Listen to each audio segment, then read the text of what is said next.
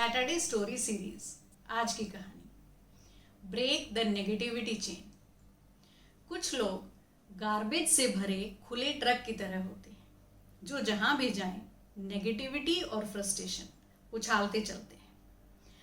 अब ये प्योरली हमारी चॉइस है कि हम इन बातों से कितना इन्फ्लुएंस्ड होते हैं या इन्हें अपने ऊपर कितना लेते हैं। इसी पर कहानी। एक बार एक बिजनेसमैन अपने ऑफिस में बैठा होता है कि उसे एक कॉल आता है जिसमें उसे पता चलता है कि उसकी नई बिजनेस डील कैंसिल हो गई है।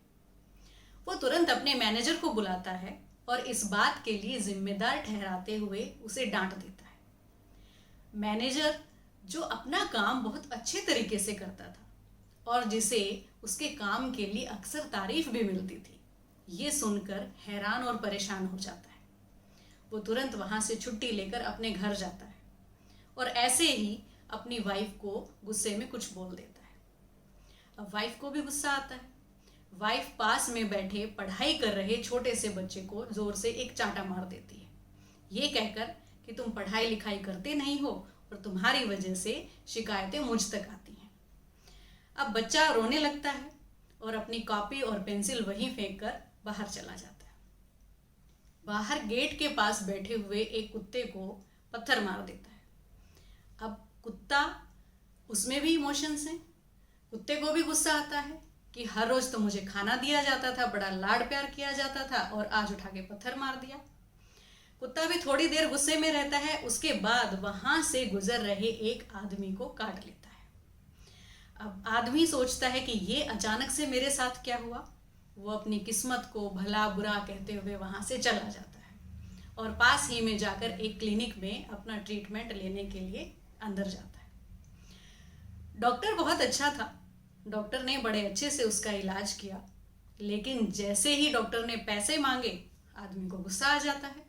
अब वो उसे सुनाना शुरू करता है कि तुम तो इसको धर्म नहीं, तुम तो इसे धंधा समझ रहे हो।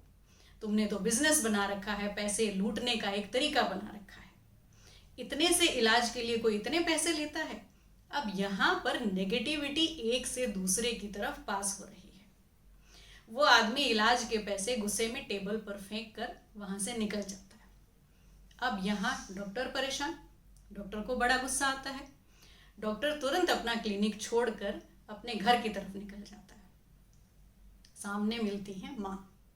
माँ बड़े आराम से पूछती है, आ गए बेटा घर, खाना लगा दूं? लेकिन डॉक्टर गुस्से में था। डॉक्टर बोलता है कि आप बूढ़ी हो गई हो, आपके बस का कुछ है नहीं, खाने में घास फूस बनाकर रख देती हो और ये बार बार सवाल नहीं किया करो कि आ गए या कब जा रहे हो, कब आओगे, कब घर लौटोगे। ये कहकर डॉक्टर अंदर चला जाता है। लेकिन माँ बड़ी शांत रहती है, बड़े आराम से उसे कहती हैं कि ठीक है, मैं खाना लगा देती हूँ और तुम नहा धोकर आओ, खाना खाओ, उसके बाद हम बात करेंगे।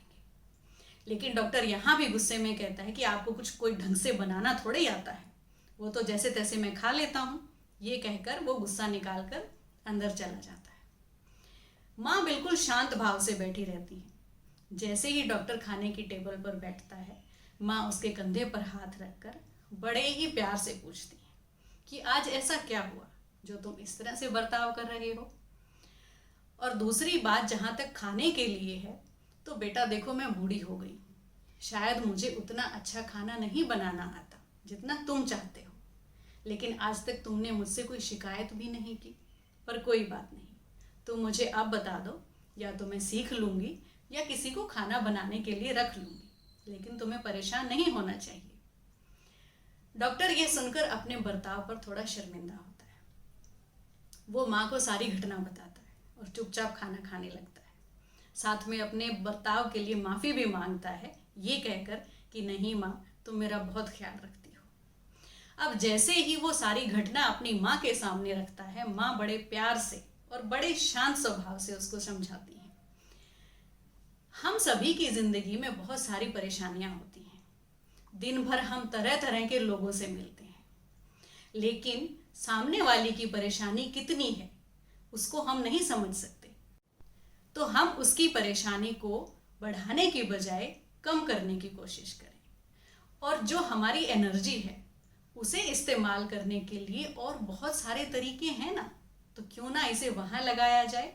तो याद रखिए, you have to break the negativity chain. Stay happy and blessed.